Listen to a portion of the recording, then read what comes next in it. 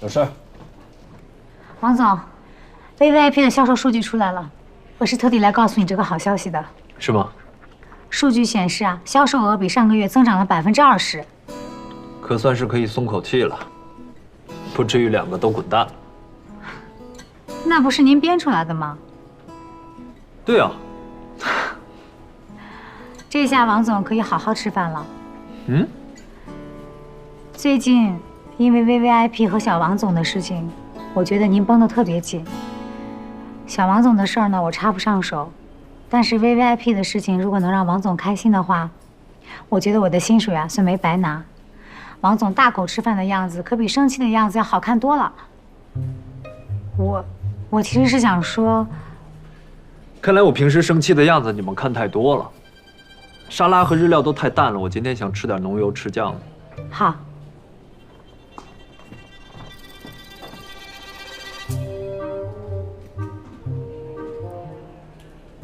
还是日料。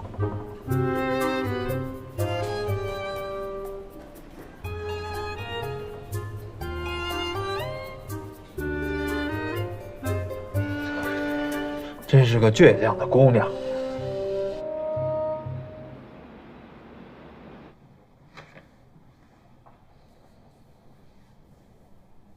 王总大口吃饭的样子，可比生气的样子要好看多了。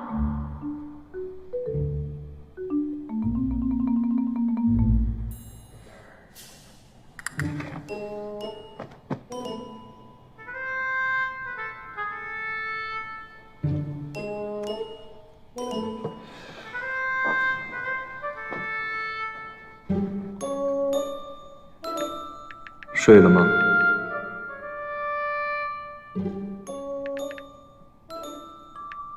吃了吗？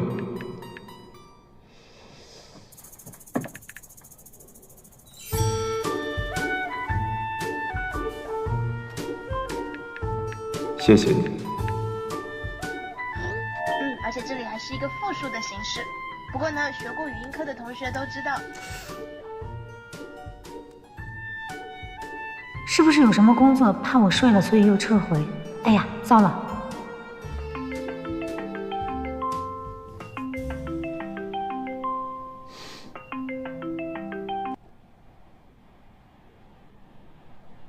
喂。哎，王总，你刚才给我发微信了？哎，我是。哦，发言稿，我立刻现在就发给你。你稍等我一下。对，发言稿，就是催你发言稿。啊，那我先挂了啊。哎，等等啊！除了发言稿，我是想跟你说，不光是中饭，晚饭我吃的也很有胃口。你的红色疗法似乎很有作用。那我立刻就把发言稿发给你啊，你稍等我一下。嗯。哎。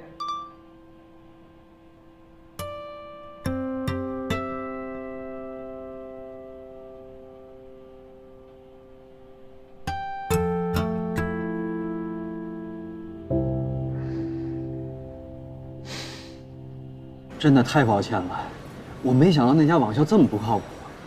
那儿教法语的居然不是法国人。没有关系，其实对我来说，只要有人跟我对话，对我帮助就挺大的。真的太抱歉了。哦，对了，这是一张那个法国领事馆下周的一个交流活动的邀请函，你去吧，对你有帮助的。这个拿着吧。啊，我已经打电话过去确认过了，这次说法语一定是真正的法国人。拿着吧。谢谢啊。千万别客气。周律师真是有心啊，还有精力帮员工学习外语。我跟苏沫都是朋友，朋友之间举手之劳嘛。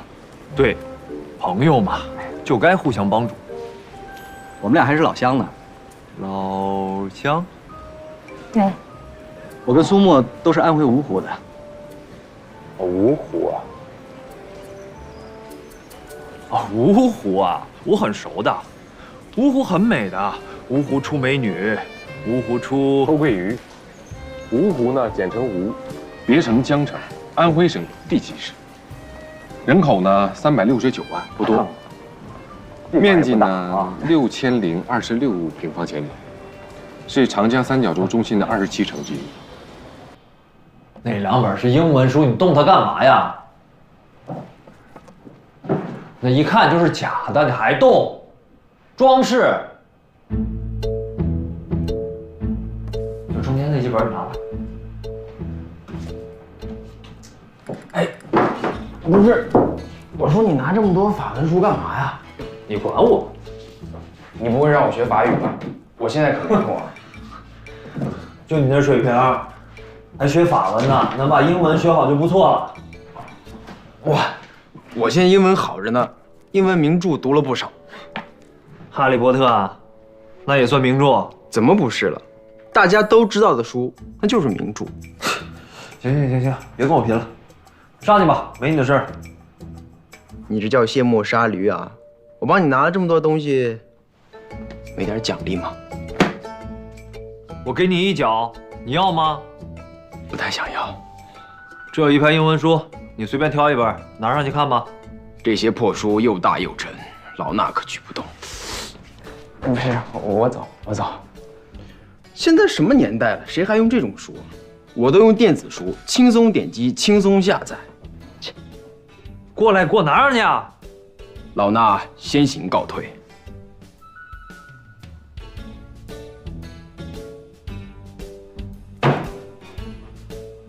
那电子书多少钱1本啊？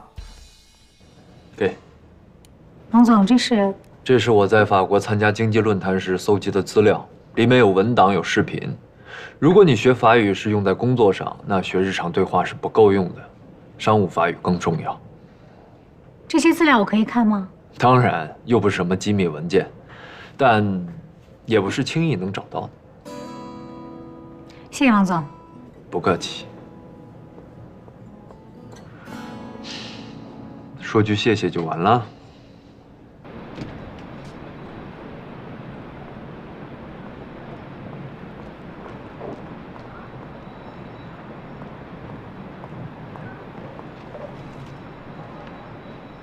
一会儿你要跟那个张总多喝酒。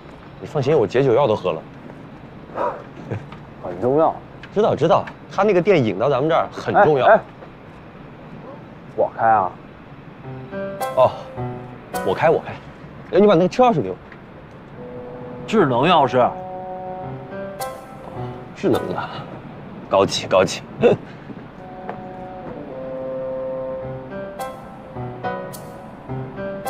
上车啊！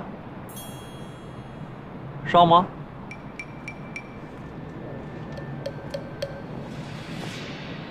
哎呦，小苏跟那儿打车呢。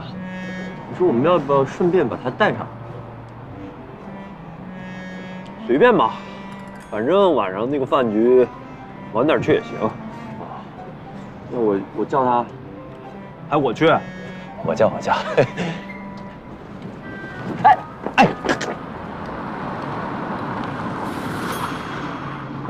哎，周律师，下班了？啊我送你啊。啊，不用了，我打车。什么车呀？这点根本打不到车的，我送你吧。真不用了，咱们也不顺路。想顺路，它就一定顺路。嘿，这儿不能停车。哎，好，保安大哥，马上走啊。哎呦，这个程咬金杀出来的很是时候啊！什么程咬金？你《隋唐英雄传》看多了，程咬金，我看你像程咬金。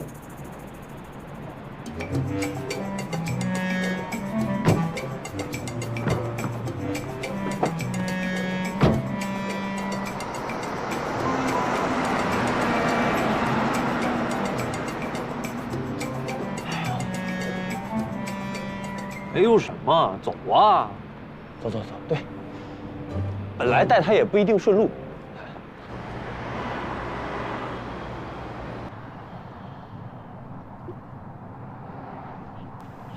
王总，要是想掉头，你就随时跟我说啊。都跟人家约好了，能说不去就不去吗？是，放人鸽子肯定不好啊。哎呀，这个一过了立秋，天就短了。停车。天一短，这个就啊。你先打车过去，跟那几个老总哈拉一下。可是停车，谢谢。好嘞。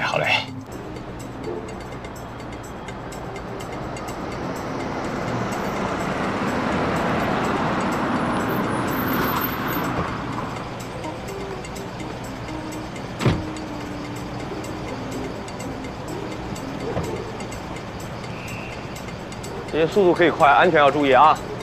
注意安全。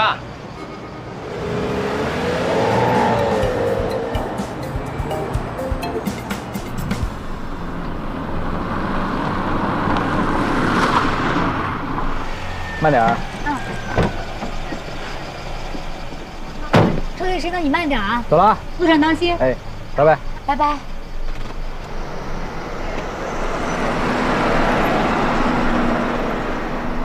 袁奶奶好。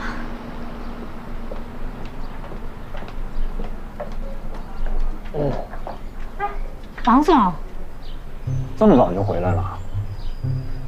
什么意思啊？我还以为你和周远山约会去了。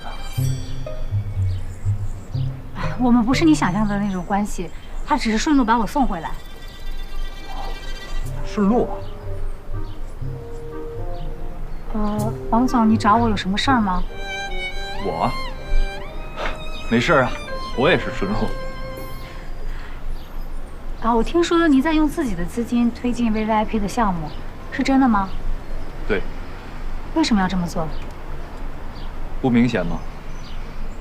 我为什么推进 VVIP？ 为什么站在这里？为什么几次三番的邀请你回到安省？你真的不知道原因吗？你的意思我明白，可是我们不可能。为什么这么说？因为我不是那个在相信童话故事的小女孩。我知道你受过伤，但我们在一起经历了这么多，虽然算不上跌宕起伏，但也是一波三折吧。难道你对我一点感觉都没有吗？王总，你看看这周围的环境，这就是我住的地方，而且呢，这还是我上海亲戚家。如果不是人家好心的话，我在上海连个落脚的地方都没有。而你是大公司的总裁，指挥着千军万马，我们之间的差距真的是太大了。我喜欢的是你，你住在哪里又有什么关系呢？我之所以推进 VVIP， 就是想告诉你，未来有无限可能，你的人生不再是一眼就看得到头。起步在哪里不重要，只要……我不想去追赶一个高高在上的影子，那样的人生太累了。对不起。子墨。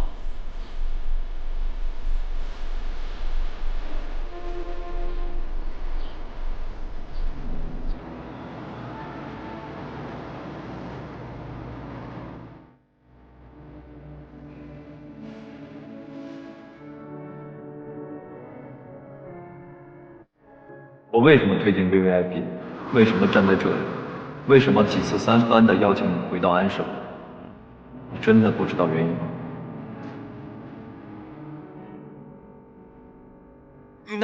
我之所以推进 VVIP， 就是想告诉你，未来有无限可能，你的人生不再是一眼就看得到头。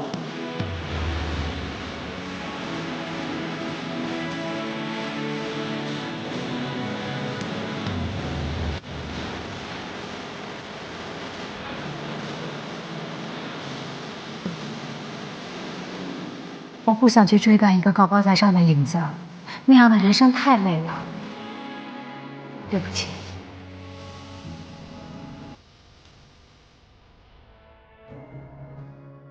或许这一切来得太突然。当局者迷，旁观者清。怎么样，我的眼神够毒吧？丛姐，这瓜就是再好吃，你也别逮着一口是一口啊！快说说，被霸总表白的感觉怎么样？对啊，老白茶都备好了，你快说，后来怎么样了？后来就没有后来了呀。啊？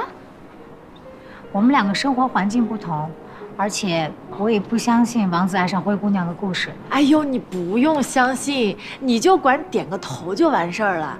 你要知道，你这头一点，未来就有可能是安盛集团的总裁夫人啊。青青，我问你个问题，为什么这些童话故事的作者只写到了王子和灰姑娘牵手之后就画上句号了？因为他们根本就不敢往下写。感情这种事儿，在我看来，一旦开始了，就要一条道走到黑。我跟他之间嘛，我心里还是有很多问号的。你不用管那些问号，你只用管他是谁？他是安盛集团的王居安呐。就算不能一条道走到黑，又怎么样呢？你现在的当务之急就应该咬定青山不放松，恋爱先谈起来呀。这件事情呢，我站在苏沫这边。如果你觉得这条路可以走通的话，你大可昂首挺胸的继续往前走；如果可以把感情当项目来做的话，那你就得先做一个风险评估。所以你得搞清楚自己到底要什么，没有必要为低概率的事情花费时间。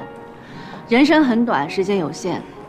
其实我也不太看好和老板谈恋爱。我明白你无非就是怕结局太坏，痴心错付。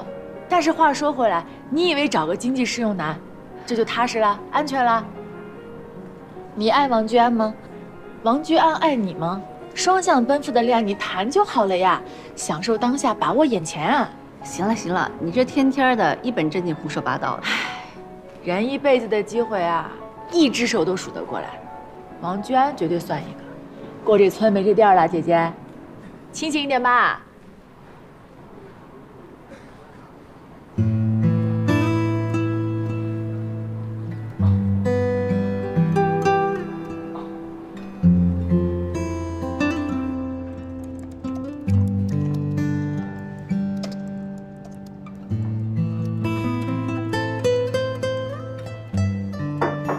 进。王总，现在有空吗？有什么事儿？感谢王总一直以来对我的关照和抬爱，但是我觉得我还是比较适合市场部的工作节奏，所以我想回到我原来的工作岗位。想来就来，想走就走。你当总裁办是什么地方？是工作的地方，所以才不想牵扯很多的个人情绪。请批准我的转岗申请。你是怕我把持不住，还是怕自己把持不住？如果是前者，我可以向你保证，我向来公私分明；如果是后者，是不是说明你对我也有感情？我是想避免相处中的尴尬。转岗也是有规定的。你这才来多久啊？是不是太随心所欲了？对不起。鉴于你一贯的工作态度，这次任性，我可以原谅。真的吗？那我可以走了吗？当然不可以。这太仓促了，不是安生的风格。这份申请留在我这儿，1个月以后再说。1个月啊？给你1个月的时间考虑，这是对我们彼此都负责任的做法。不要因为一时冲动做出让自己后悔的决定。1个月我也不会改变我的想法。如果到时候你还不批准这个申请的话，我就辞职。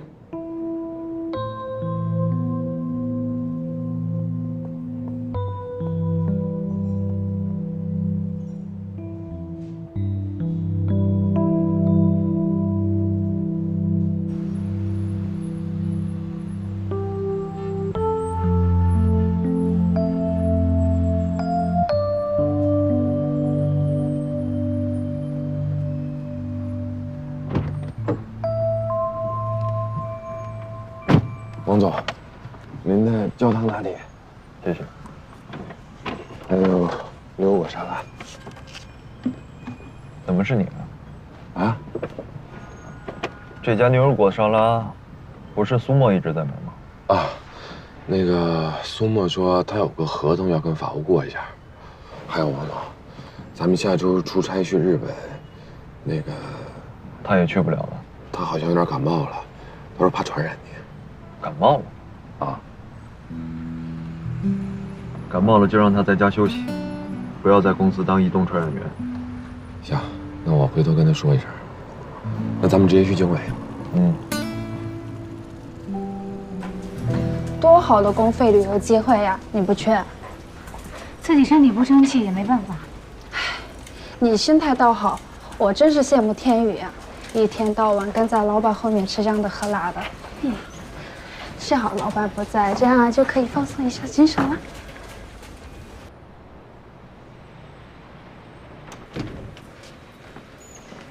谢谢啊。早啊。早，总总，你早餐吃了啊？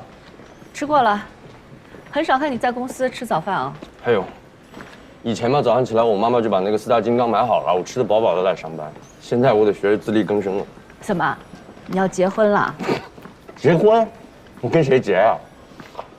我最近不知道是不是水逆，楼上那家人家装修，声音大得来不得了，把我那个天花板搞漏水了。那他们要赔偿的哦。赔是总归要赔的，但是这不是小工程，不知道要弄多久，所以我要找个地方临时过渡一下。就算弄好了，也不能马上住进去，要通通风、散散味儿吧。对啊。哎，我跟你讲，我最近算是彻底明白这些北漂、沪漂有多不容易了。但凡离公司稍微近一点，价格贵的离谱啊，价格便宜的，要么装修差，要么就距离远。哎呦，怎么办哦？你看这套，看着很一般吧？4000多块1个月。你是短租吧？肯定贵的呀。那一般人家至少签个2年的。哦，是这样的啊。啊，我都不知道。我看看。哎呀，按你这个筛选的条件啊，没有个5、6千，根本拿不下来。所以啊，临时过渡一下，我根本不想花这么多钱。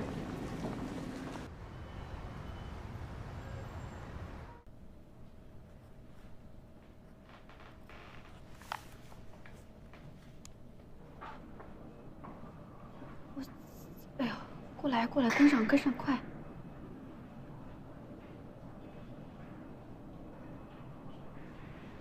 救我！哎呦！哇塞，走位呀！老师，这道题我不会。不会就先空着吧，一会儿我一起看。如果不给我讲的话，后面连着的题我也不会做。那你先做英语吧。嗯。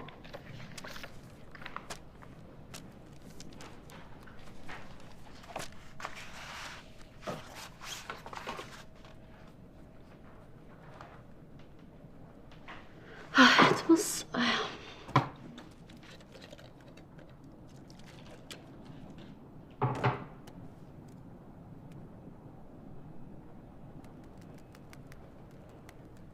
过来，跟上，快！老师，我英语也抄完了，你能给我讲个数了吧？哎呀，你不是有那个专门做作业的软件吗？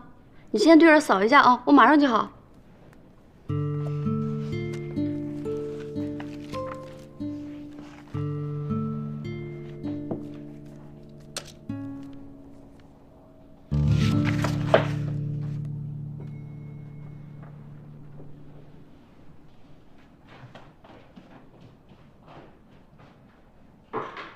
可乐，今天给你讲一下英语这个动词。啊，是，这样做的很对。哎，丛姐，你回来了。可乐今天很乖，作业做的也非常好。可是，可乐，回房间玩啊，快去。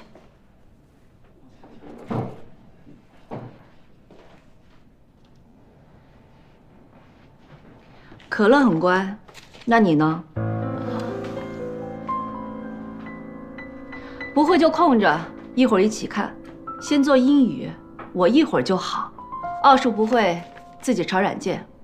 都让查软件了，我请你来干什么？玩游戏啊？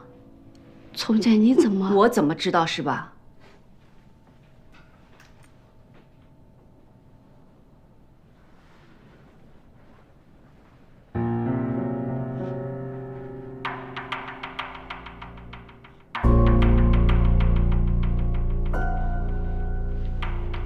丛姐，我错了。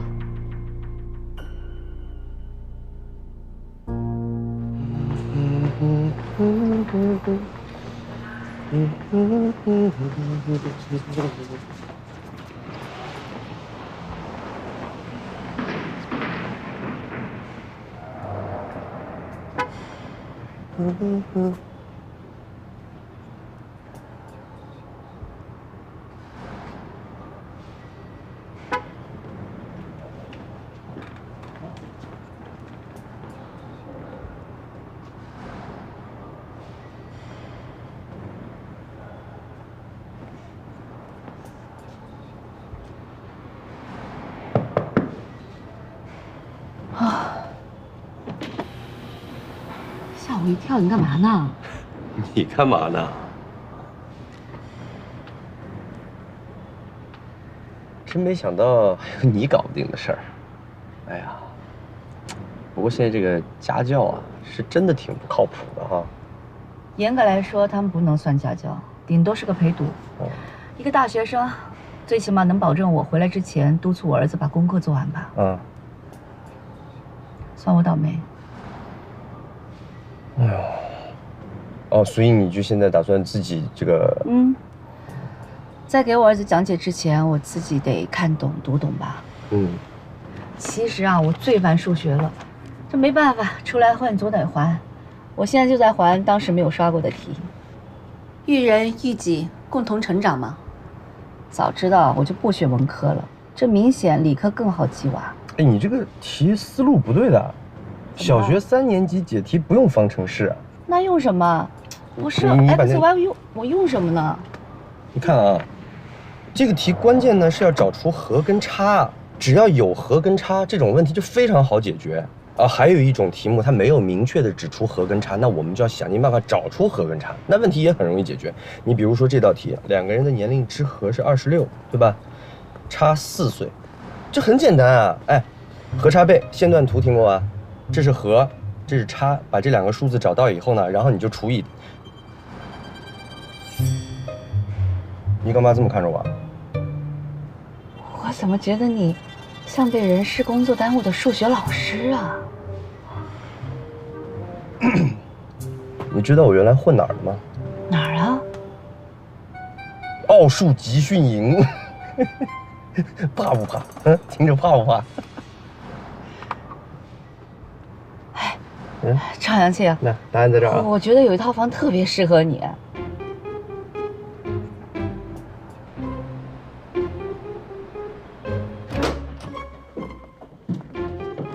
随便看啊。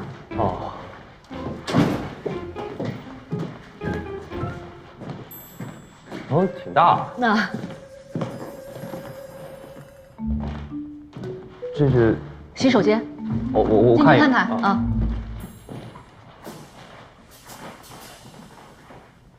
哎呦，这浴室上面还有一个这个什么温度计啊？哎，对面是卧室。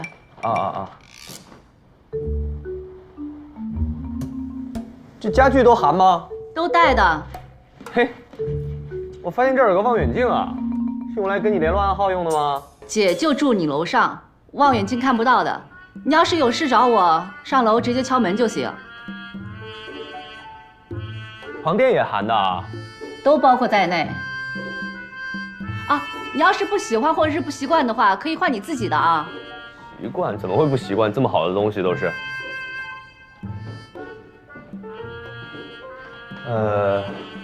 这么好的一个房子，这为什么要租出去啊？这不会是出了什么事儿吧？瞎说什么呀？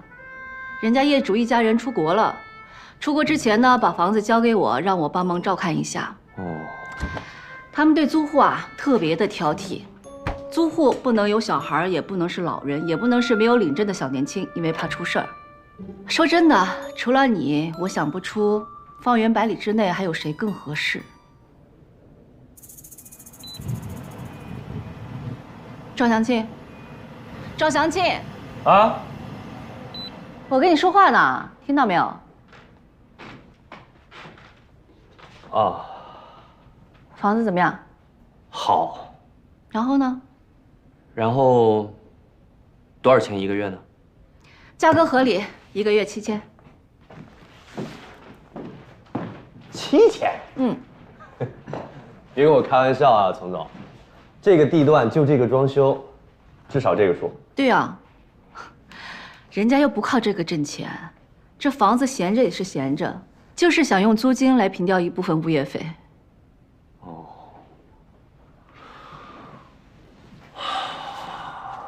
按说，以这个房子的条件，这价格真的不贵，拎包即住。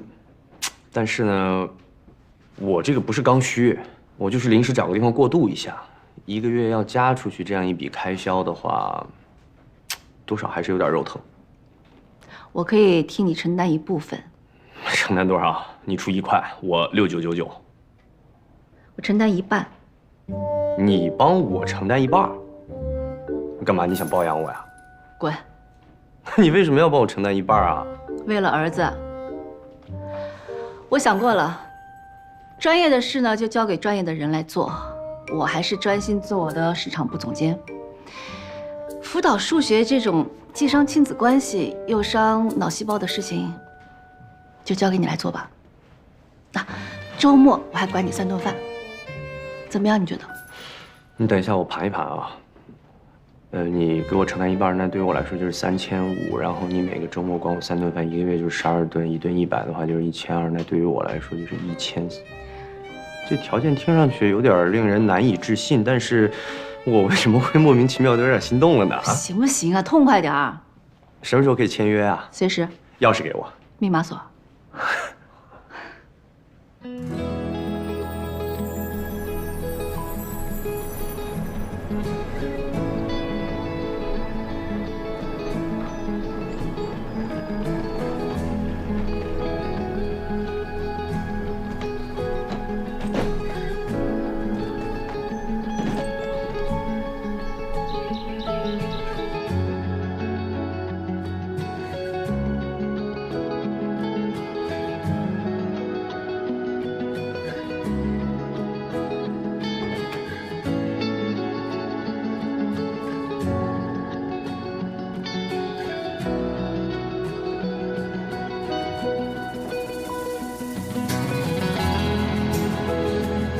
每天早上，晨，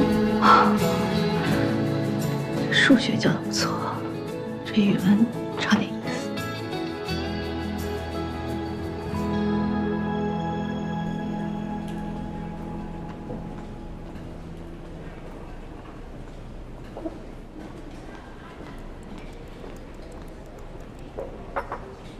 呀，这么晚，刚下班啊？王总去日本出差了，天宇也跟去了，所以总裁办的事情特别多。哎，你欠我那顿饭打算什么时候还我呀？你不说，被我忘得一干二净了。择日不如撞日，要不就今天。也好。你喜欢吃什么？周律师喜欢吃什么呀？你来挑，我买单。来，谢谢。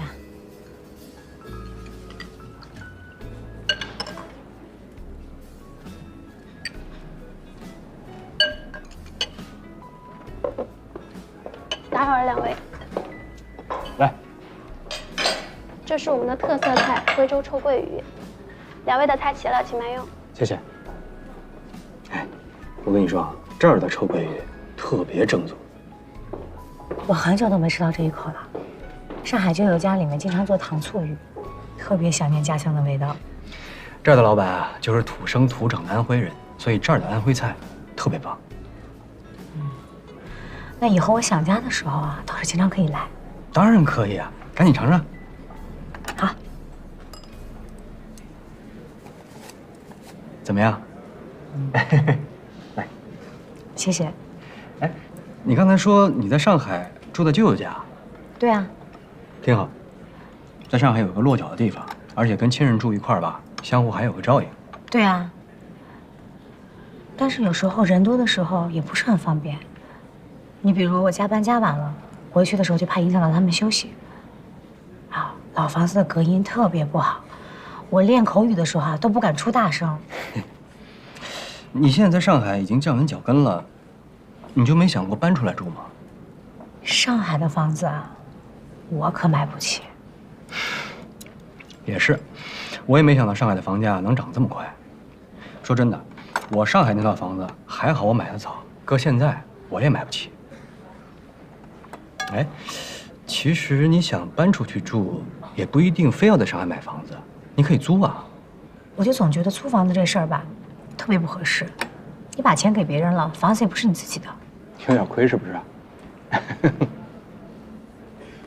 没想到你的观念还挺传统的，老观念得变一变了。也许你说的对。不过租房子也真不便宜。我什么时候才能在上海有一个自己的家呀？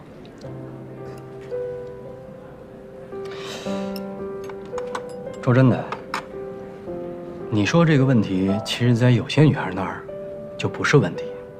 很简单啊，找个上海男人嫁了，不就都有了吗？我可不想靠男人，我还是自己找到自己的立足之地吧。女强人想法挺好。打扰了，您的小票，这是我们送的停车券，可以免费停3个小时。需要发票的话，扫这个码就可以了。知道了，谢谢。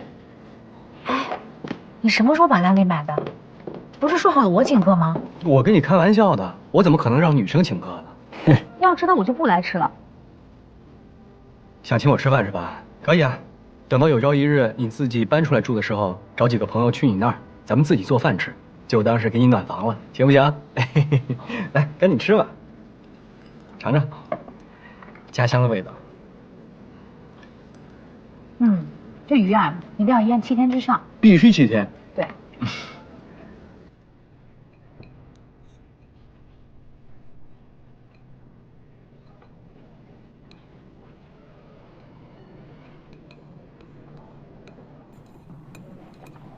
5分熟的会不会太生？还好。你怎么不吃啊？要结婚当新娘子了，谁敢吃那么饱？那我们是不是应该赶快把婚礼给办了？这样你也不用天天挨饿了。婚纱还没设计好呢。婚纱已经改了7次了。不过没关系，你慢慢定。我们呢，要有一个完美的婚礼。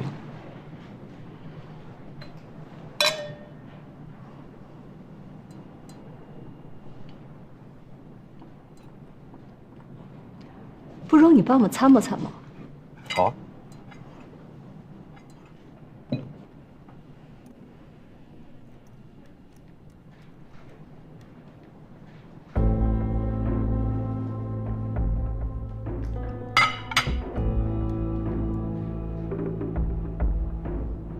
要是这个照片被狗仔爆出来，婚纱穿得再好看，我也会被人当成笑话的。这婚该怎么结？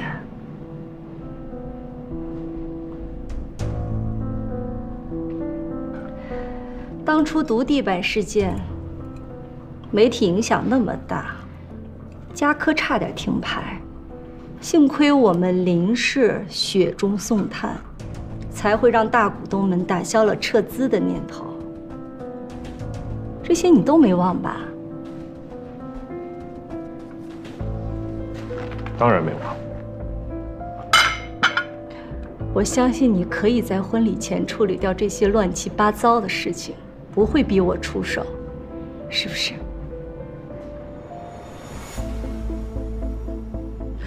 女人的底线没你想象的那么高了。姓苏的那个女孩，我以为已经提醒到你，可是没想到，你跟这个莫卫清的接触还是那么频繁。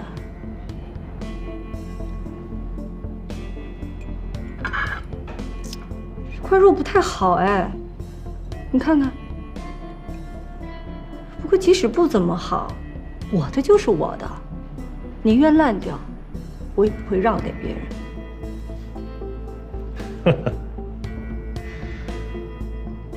你放心，这种事不会再发生了。那最好了。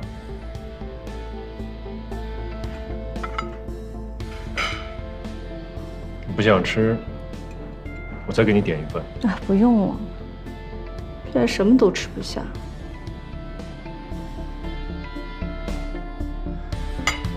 好了，我知道，我现在马上去处理这件事情。辛苦你了。要不要我送你回去？不用了，司机会来接我。路上小心一点。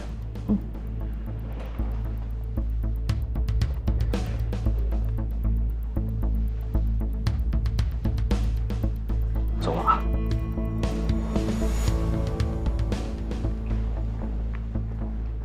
慢点啊。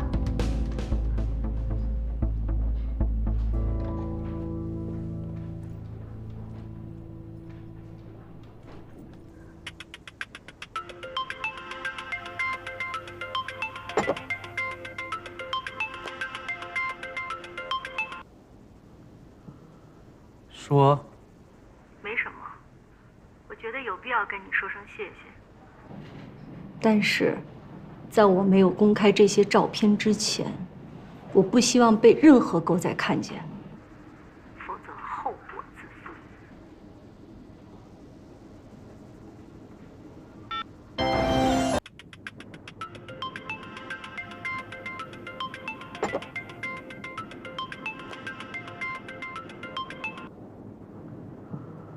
说，没什么，我觉得有必要跟你说声谢谢。但是，在我没有公开这些照片之前，我不希望被任何狗仔看见，否则后果自负。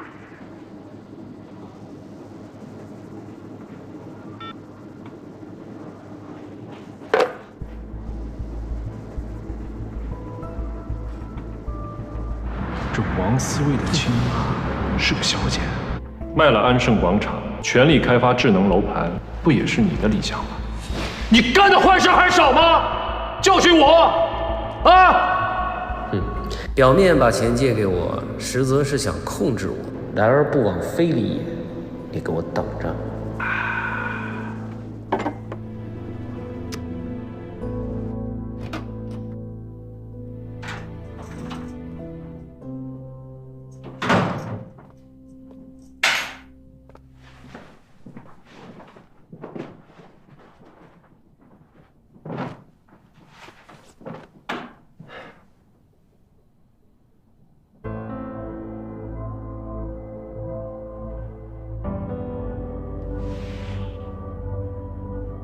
青青，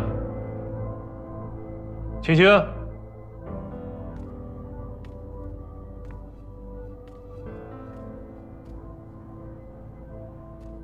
你怎么了？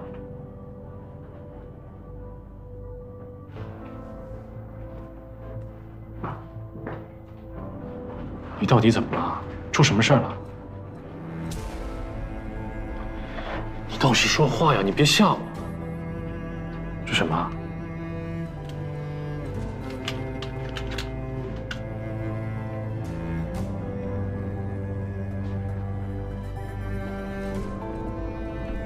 你怀孕了？这不都写着吗？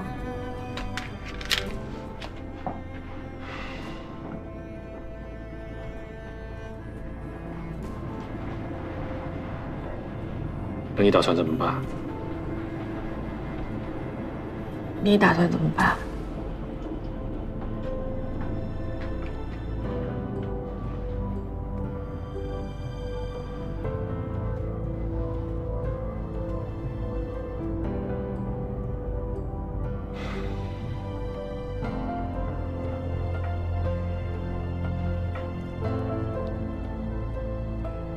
明天去医院。啊？去医院做个检查。孩子要是没有问题，就生下来了。你要他呀？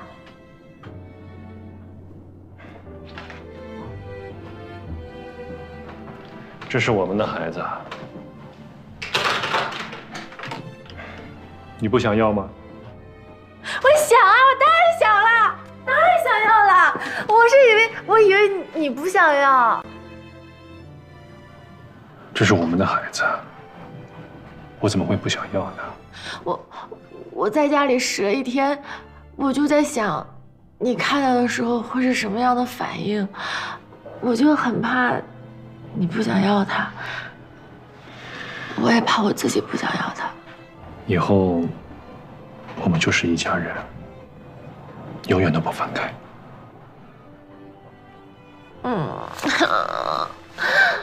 谢谢你。该说谢谢的是我，这是你给我最好的礼物。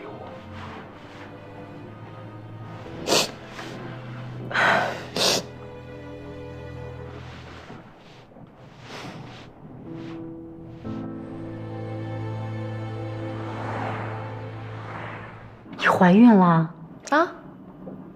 所以以后啊，什么咖啡、红酒、冰淇淋，我就不能再跟你们一块儿吃了。你们要记得监督我啊，我这人自制力比较差。你这决定生下来了，那不然呢？尚纯怎么想？我知道你们肯定是担心他会不会不想要这个孩子。其实一开始我也挺担心的，可是我跟他说这个消息的时候，他可高兴了，可宝贝这个孩子了。所以他不跟艾丽结婚了？那倒也不是。你不是说过等他结婚以后就跟他分手吗？那现在我都这个样子了，我怎么提分手啊？那你愿意孩子生下来，家庭就不完整？咦，说话不要这么难听好不好？事实就是这样啊。哎呀，丛姐不是这个意思，我们都是在担心你。我知道你们在担心我，那可我现在这样能怎么办呢？我总不能说为了他以后的前程，我现在就不要他吧。哎呀，好啦，我知道你们都是为我好，可是事情已然到这一步了，只能走一步看一步呗。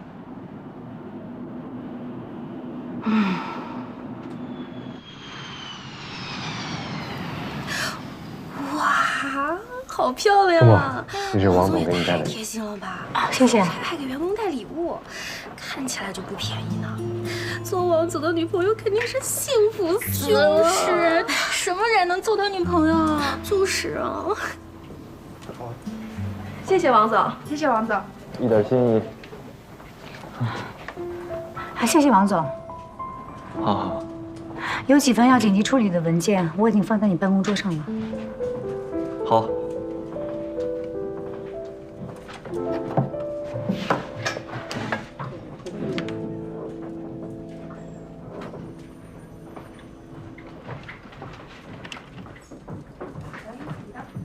谢谢。苏沫，你的快递。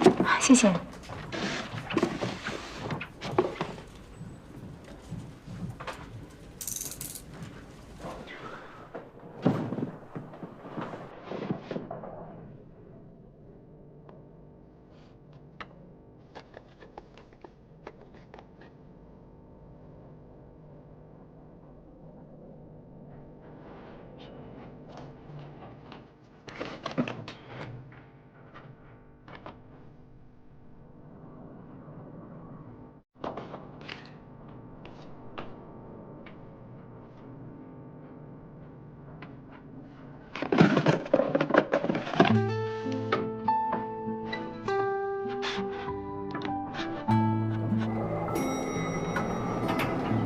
这么巧啊，王总、赵总，哎，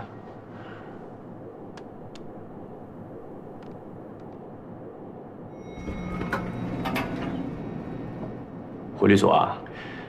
啊，忙完你们公司的事儿，我就可以下班了。辛苦辛苦辛苦。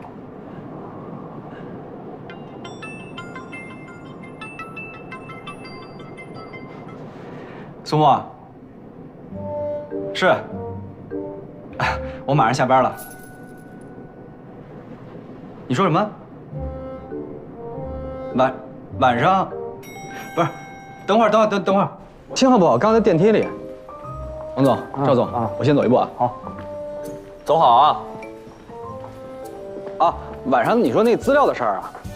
哦，我回去发给你。好的，没问题。要不要去放松放松？那晚上还能干什么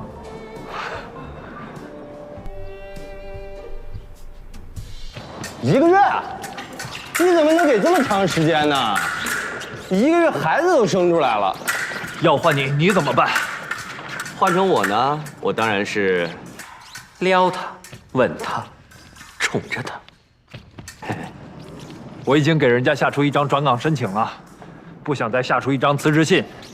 老王啊，哎，我问你个问题啊，我就是好奇，你别介意啊，随便问问，你到底谈没谈过恋爱啊？你成功追到过几个人啊？追？我堂堂一个 CEO， 9尺男儿，我用得着追？主动进攻对苏沫肯定没有用，我开了口，他就来了个换岗申请，我都不知道他在想什么。我认为，在周律师出现之前，苏沫完全在你的射程范围之内，但是现在这个男人出现了，一切就都不好说了。以我的经验看，你呢，必须要加足火力，要不就要被别人捷足先登了。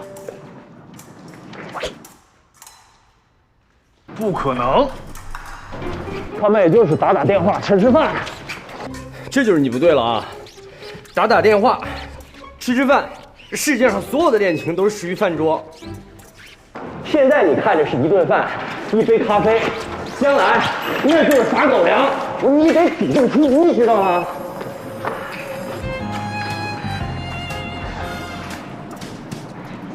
现在摆在苏沫面前的是2个男人，一个是你，一个是周律师。你想不想听我给你分析分析啊？哎，你们2个人呢比身高，行，你赢了。比学识，人家周律师拿的是资深的律师资格证，肯定也不差的，对吧？所以你们俩旗鼓相当。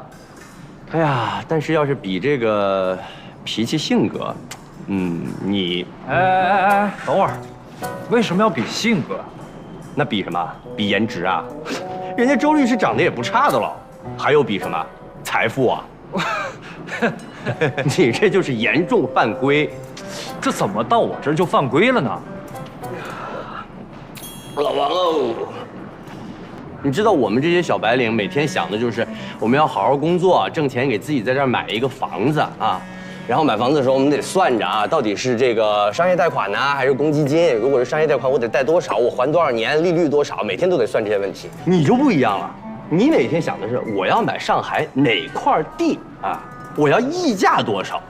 所以我们根本就没有在一个赛道上啊，这完全就是不公平的，没有任何可比性。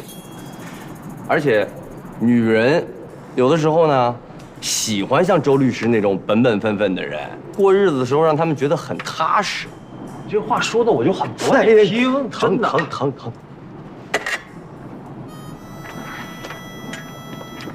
老王，你也不是一点机会都没有啊。你这种人吧，容易引起女人这个强烈的征服欲。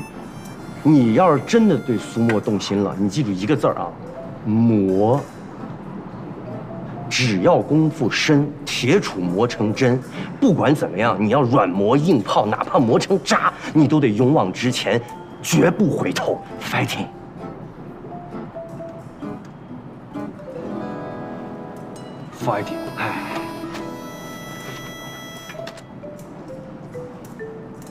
晚上我和法国那边结束通话之后，你还有天宇和我一起开个会。在公司吗？不用，电话会议就行，不过要晚一点。好，我知道了。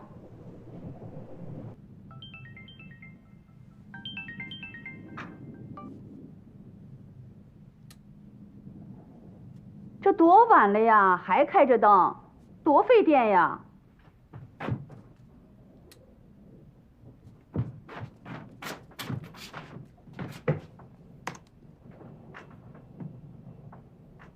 小苏，听得见吗？听得见。哎，你怎么那么轻呢？王总，您能听见吗？我这儿好像也不行，是苏沫那边的问题吗？那现在呢？听得见吗？好，关于提档升级中遇到几个老字号商户不肯配合的问题，我现在……苏沫，你到天台上讲吧。你这工作不好的，我们这睡也睡不好的，互相影响，好意思吗？哎，舅妈，我知道你小点声，嘘，都听见了。还埋怨开我了，真是滑稽。你少说两句。不是躺着呢吗？怎么又起来了？哎，苏沫怎么掉线了？王总，您稍等一下，我正在联系苏沫那边。喂，天宇。哦，王总，苏沫来了。实在抱歉，不好意思。刚才是谁在对你喊？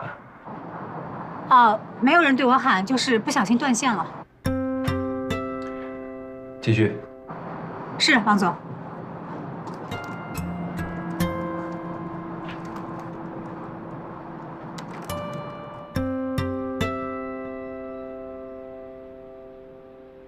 市场部下个季度的预算，招商部的工作进度，人事部招聘。后来去了哪儿？啊？你舅妈冲进来以后，你去哪儿接的电话？天台上。不考虑搬出来吗？搬出来？找个离公司近的地方，半小时之内的路程。人到了什么阶段，就该想什么阶段的事儿。想要走得更远，就不应该停留在为交通成本精打细算的程度。时间成本也是一项很大的开支，多出来的精力完全可以放在工作或者学习上，然后随心所欲的生活。纯属个人建议，你也可以不听。不，我觉得这个建议非常好。进来，丛姐，我正找你呢。什么事啊？你帮我看一下这几张房源照片是不是你们小区的？还真是我们小区，我们对门。中介说这是集租房，价格还可以谈。啊，是吗？所以我想让你帮我排排雷，看看有什么水管漏水之类的问题。苏沫，你真的想租我们小区？嗯。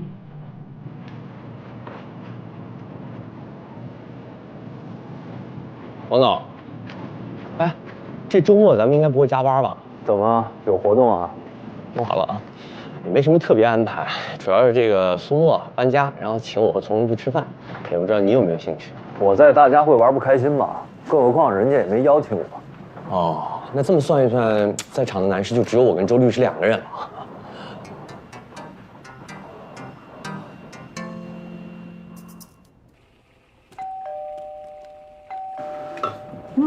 不是人都到齐了吗？还有谁啊？不知道呀，你去看看。哎，周中月，我去，你帮周哥把酒倒一倒。好，我来帮你。苏沫，你还叫谁了呀？哎呀，王总，你怎么来了？大家好。王总，要换鞋吗？啊，不用不用。哎，周律师也在啊，我还带东西了。哎呀，这么巧。王总，您坐这儿吧，我过去走。好。哎，我坐这儿吧，您坐这儿。哎，不用了，我坐这儿就挺好。你们还没开始啊？哎，王总，你坐吧。哎。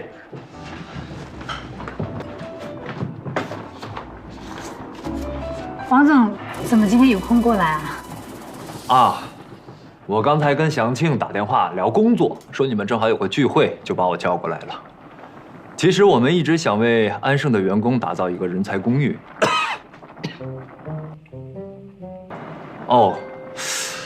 虽然推进需要时间，但是作为领导，我们还是非常关心员工的居住环境。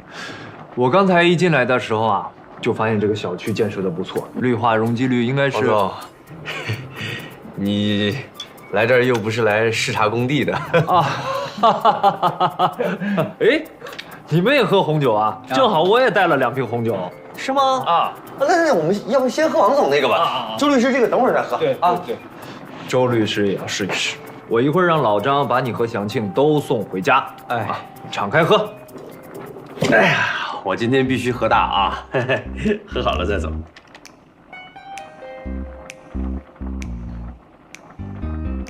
咱们敬苏沫一杯吧，乔迁之喜啊！来，祝贺！祝贺！拜拜！乔迁欣喜！谢谢大家。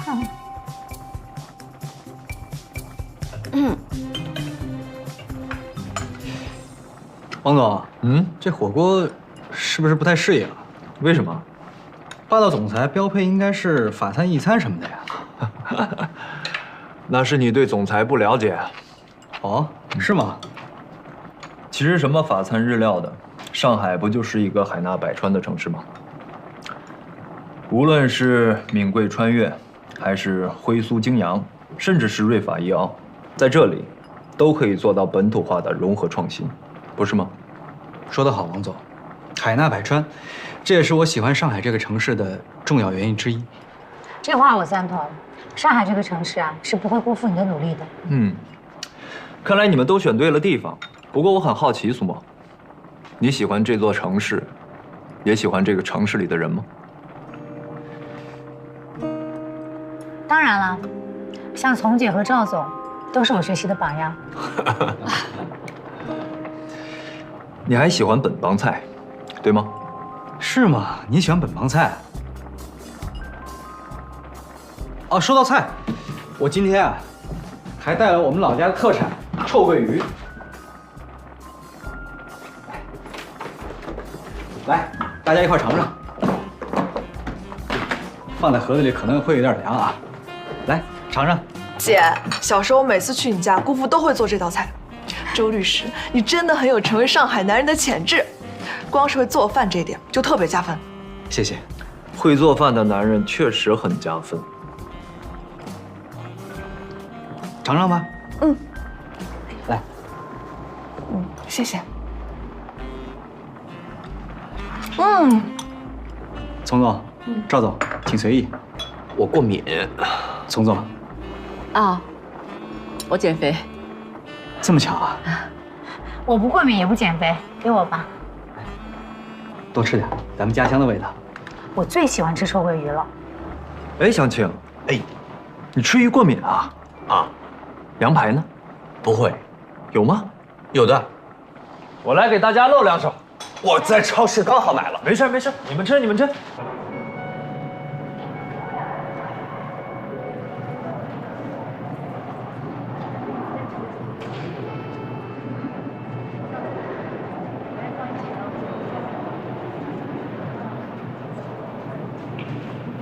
尚总，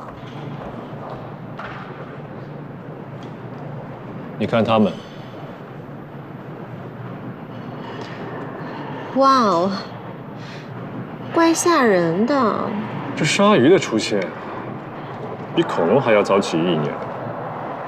可是恐龙灭绝了，鲨鱼却活下了。知道为什么吗？为什么？因为它们的牙齿跟别的哺乳动物不一样，不管脱落多少次，它可以再长出来，随时准备把它们的敌人咬烂、撕碎。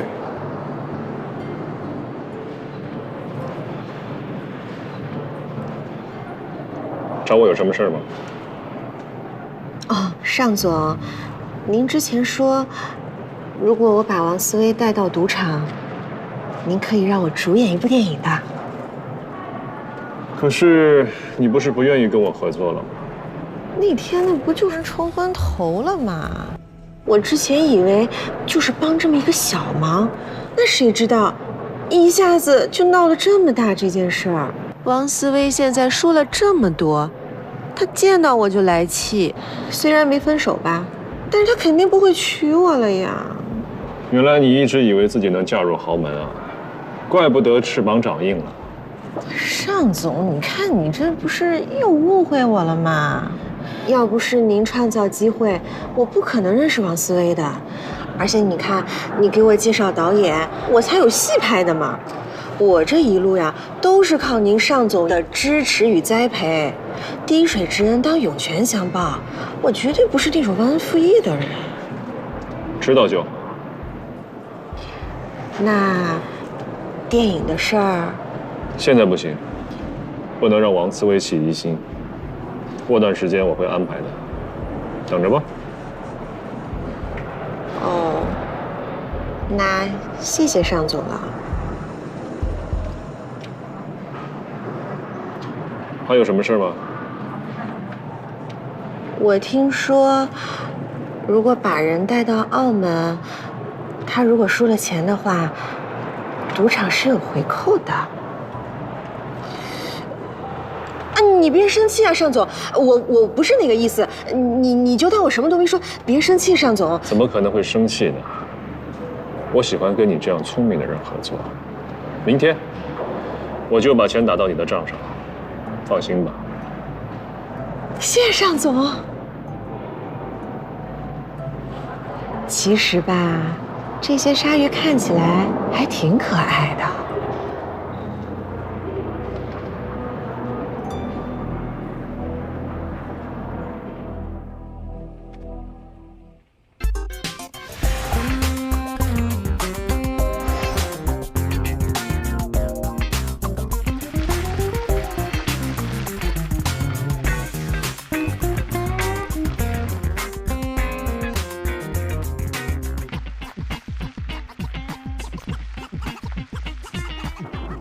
这个会做饭的男人果然是很有魅力，好帅哦！帅。来喽，来大家尝一下。好棒，好棒，好棒啊！不知道手艺退步没有？哇，还真不错。来，周律师，我来帮你夹一块。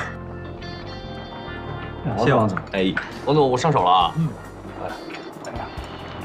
来，这块你哎，你先来，你先吃。这么客气啊？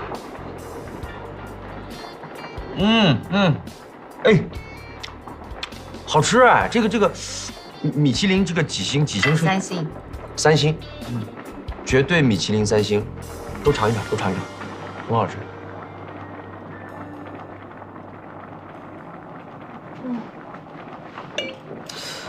要不我们别光顾着吃了吧，我们玩点游戏怎么样？好啊，可以啊。玩什么呀？你00后，你这样，你带着我们这帮老年人，你说玩什么我们就玩什么。我们00后敬老，就玩你们会玩的。开始吧。行。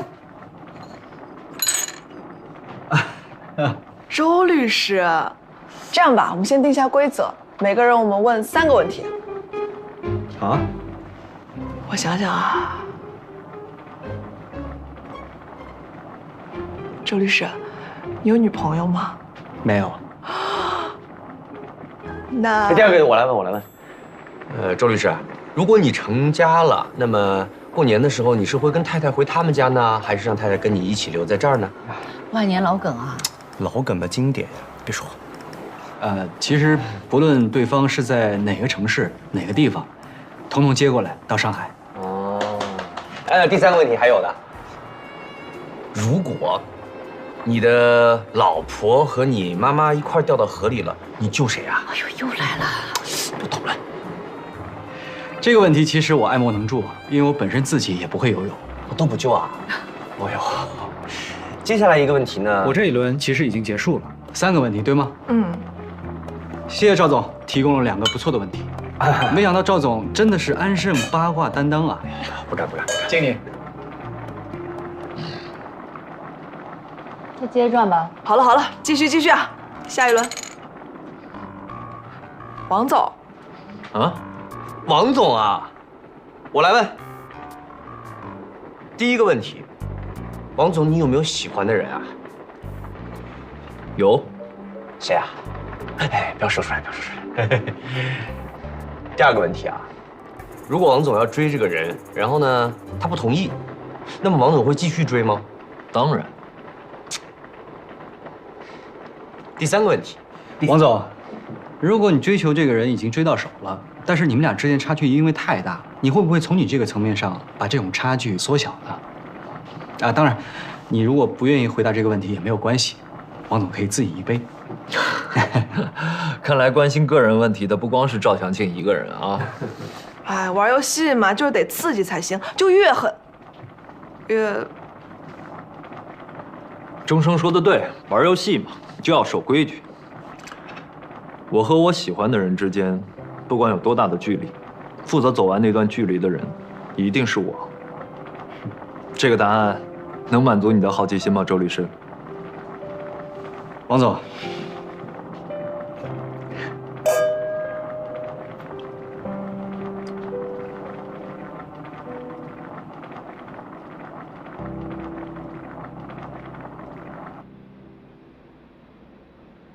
盛盛，这是给你新买的羊毛毯，特别舒服，你试一下。姐，你猜王姐她哥带的这个红酒多少钱一瓶？多少钱啊？你看，你查这个干什么？无聊。不是，姐，周律师带来那个1000块2瓶的超市款红酒，和王居安这个私人酒窖的罗曼尼康体，你选哪个？少来。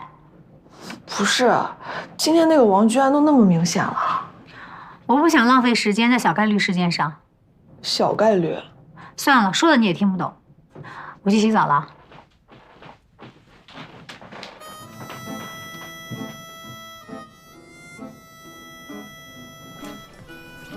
要我说啊，这事儿也怪你自己，心动不如行动。就我上次说那3部曲啊，那都是得到一致好评的。你要早点表白啊！有周律师什么事儿啊？所以啊，这才认识多长时间呢？啊，你说说。行了，你别灰心啊。那个，也许这个周律师对他而言，那就是纯粹一个蓝颜知己而已啊！蓝颜？什么蓝颜啊？你有过红颜吗？那都是别有用心的人编出来的借口，还蓝颜，再蓝就绿了。蓝颜，哎，不用这么生气。你想想，苏沫那个暖房派对，不是也请我了吗？请你了。你有单独跟他约过饭吗？没有啊。你有嘘寒问暖的跟他推荐过法语课程吗？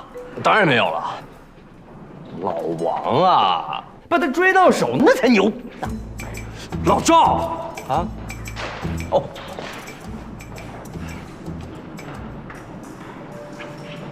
失敬。承让，拉起来，拉起来。快说说，快说说！我听说王居安和那个律师撞一块儿去了。发生什么了？我是不是错过什么了？丛姐，你都跟他说什么了？你看他那张八卦的脸，唯恐天下不乱。哎，那这么说来，你真的把乔千燕吃成鸿门宴了？这件事情啊，全怪赵相庆，我都骂他了。你骂他有什么用啊？你别说话，我要听你说。哎，亲爱的，你左手律师，右手霸总，为你鼓掌啊！周律师跟我是老乡，我们两个比较谈得来。至于王居安嘛，我到现在还没想好呢。你要想什么啊？他是王居安，开福利彩票都未必开中的一个。就因为他是王居安啊，所以我才不想给自己那么大的压力。有什么压力？苏沫的意思是不想踮起脚尖仰视别人。当然了，时代在变，现在也不提倡什么门当户对了。但是女性择偶还是会选择相对匹配，或者是踮踮脚就能够得着的。如果还差几口气才够得着，那是相当吃力的。你少危言耸听吓唬他了啊！男人各方面都比女人强，这不是天经地义的吗？现在流行强强联手，讲究势均力敌。哎，那这么说，你和你的小庆庆就是势均力敌了吗？什么小庆庆啊，就是一小男生。还是本小姐最不爱的那一种如假包换的妈宝派，要不是为了可乐，我才……哎呦，你老拿可乐当挡箭牌啊！行了行了，说一大堆就没用的，还不如想想怎么投资增值来的实在呢。哎，对了，你知道吗？这位小姐今天在杨浦滨江喜提房子一套，快还不请客？是吗，丛姐？那要恭喜你了。就是一套小户型，不过好歹租出去的话，能够给可乐赚一些补习的费用。苏沫，在感情方面呢，我给不了你多少的意见，我毕竟有一次失败的案例。但是在买房子方面，我倒是可以给你一些建议。好。哎，苏沫，没有啊，桌面上都没有。我跟你说，这发票挺重要的啊，今天必须去财务那儿报了，要不然报不了了。右边，最下面那儿抽的呀？我看看啊。没有啊，就一个男士香水，最底下啊，我看到了。行了，挂了啊，拜拜。王总，找着了？找着了。您找我有事吗？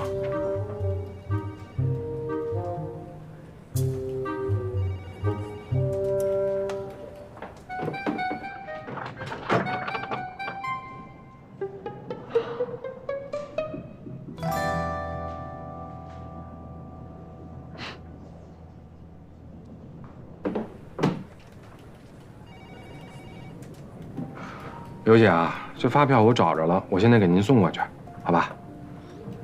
这丛姐买个房子就像去菜市场买菜一样，这也太厉害了。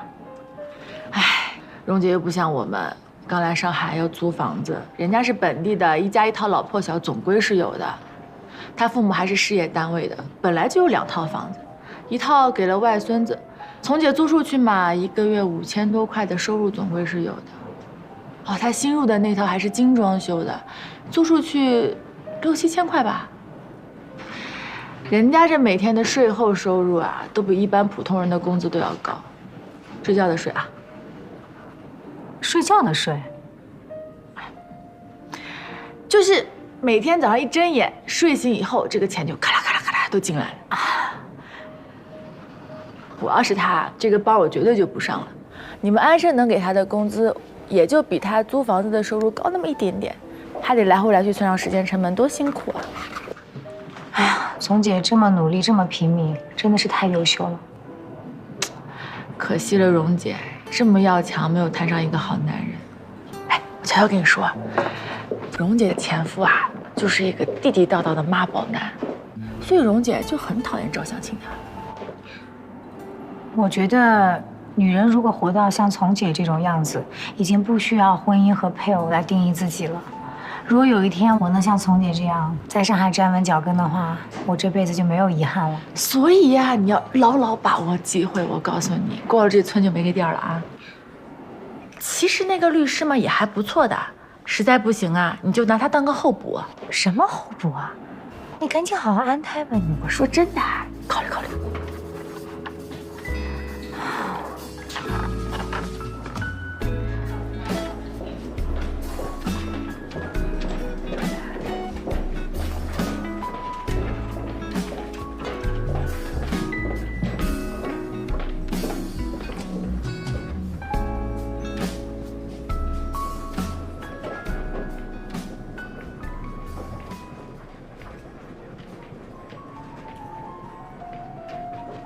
周律师，苏沫，这是你要的文件。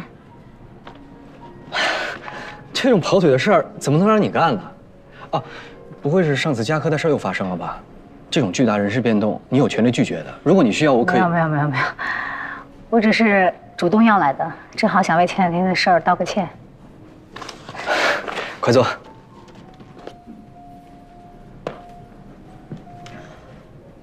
谢谢。你是替王居安来道歉的？难道说你们俩已经……没有，那天毕竟是我邀请你去我家的，发生这样的事情，我有责任。嗨，这不算什么。男人为了一个自己喜欢的女人，能激发出多少攻击性，我比你清楚得多。而且，你不觉得吗？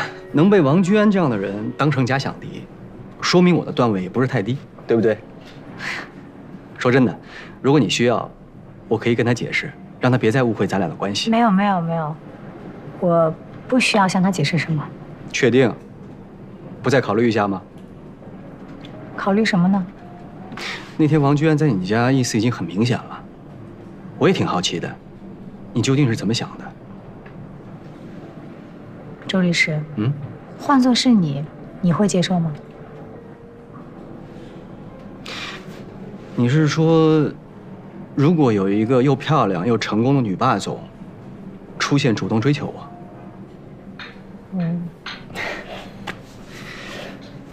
这个还真不好说。如果我这么说吧，就算她是我喜欢的类型，其实还有很多实际的问题需要去考虑的。我理解你，也明白你此时此刻的心情。咱们俩都是从3线城市到魔都打拼的，都是不仅仅为了混口饭吃，都有自己的理想和抱负。如果和这样的人在一块儿，很容易被别人贴上拜金的标签，那我们之前所有的努力就会显得无足轻重。如果换成是我可能也不会接受吧。我从专业律师角度上去分析，婚姻就是利益的结合，强势的一方经济条件优秀，那弱势的一方就要付出更多，来维系这样的关系。我想，我选择的另一半，应该是跟我条件差不多吧。第一，不能是伏地魔；第二，不是拜金女，应该是传统意义上的门当户对吧。那这一切都不会因为特别爱一个人而被打破吗？应该不会。我虽然不是专业打离婚官司的，但是离婚的案件我也接触过一些。我见过太多因为爱情走在一起，到最后都是撕破脸。而且我一直认为，越是亲近的人，一旦互相伤害，迸发出来的能量是惊人的。我也不相信什么爱情可以克服一些困难。当然，这只是我的个人看法，不代表所有人。每个人都有自己的想法，对吗？当我不断给自己暗示，王居安是我不想触碰的存在，他给我的1个月期限也进入了倒计时，我还是不清楚自己到底应该如何答复。我却越来越明确自己想要的东西。